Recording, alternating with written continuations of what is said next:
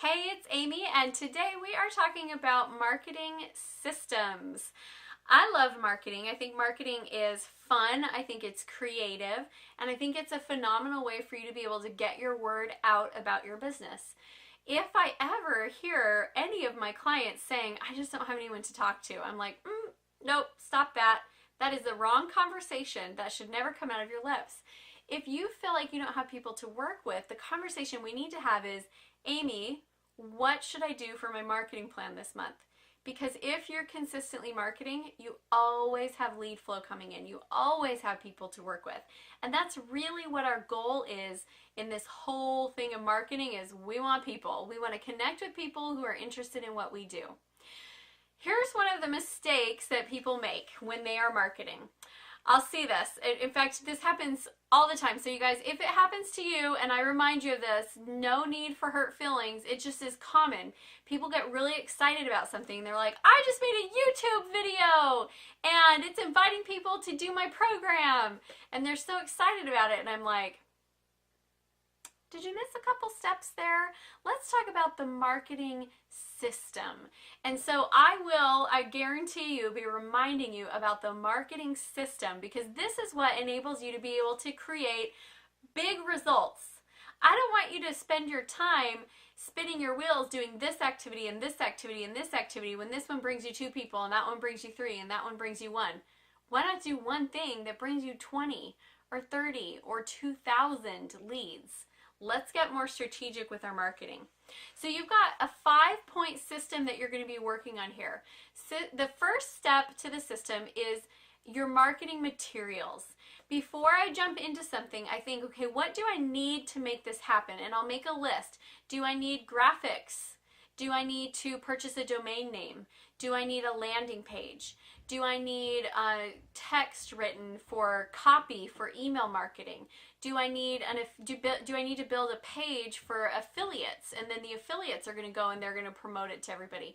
But what are the materials that I need? That's really important because it helps me break down, okay, what is all of the stuff that I need to have created? The next step is my visibility. How will people see it? You can have the best YouTube video of all time, and I promise you, if you just put it on YouTube and you don't have a strategy that's driving people to see it, you're probably going to get like 15 views unless you're a celebrity, in which case you will get a ton. You need a strategy for visibility. Now, I know there are those videos that go viral and you create it and all of a sudden it's all over the world, but that is unpredictable and it happens once in a while. And most people don't ever get to experience it, so we're not going to bank on it. So the visibility strategy is how will people see it? Are you going to do Facebook ads? Are you going to boost posts? Are you going to have other people who are sharing it for you? Are you going to include it in your newsletter? What are you going to do so that people understand, hey, this is available, it's out there? Next thing that we're going to look at is our lead capture. We don't want to put our stuff all over the place and then realize that there's no way for us to grab their information so that we can nurture those leads and sell to them. That's really inefficient marketing, and hey, I've done it before. We all make mistakes. My very first blog post that I ever wrote for my very first website, which was called A Celebration of RealBeauty.com, it went semi-viral. I mean, it had like 30,000 views, which for a brand new first-time blogger, I was like, shut up, this is amazing. I was so excited until my husband said to me, that is so awesome. How many of those people are coming to your event? And I was like, 0, because I didn't have any way to capture their information. I didn't mention the event. I didn't suggest that they go register for the event. What else did I do? I didn't even really have like my name on there. I had friends that had shared that blog post. I'm like, hey, that's my article that I wrote. They're like, it is? How? I didn't even notice. I mean, it was bad. It was bad. So you need to be able to capture their information so you can continue to move forward and work with them. That's really important. The next step is the nurture. Now that we have a new lead, they're not just going to go from, hey, I just met you and this is crazy, but let me hire you for $50,000, right? It doesn't happen that fast. What happens is you meet someone, you build a relationship with them, you nurture them, you give them great value, you give them great content, you get them on another opportunity, and then you sell to them. That's usually how it works when you're talking about online marketing. So how are you going to nurture those leads to get them really warmed up and ready to purchase? And then the last part of the marketing system is how will they transition into your sales system?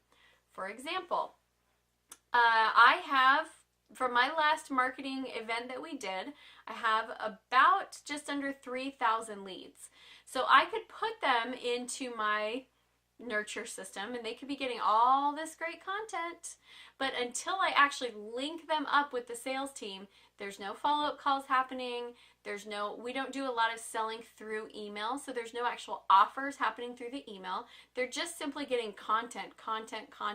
We need to cause them to take action, and that requires that you have a strategy in place.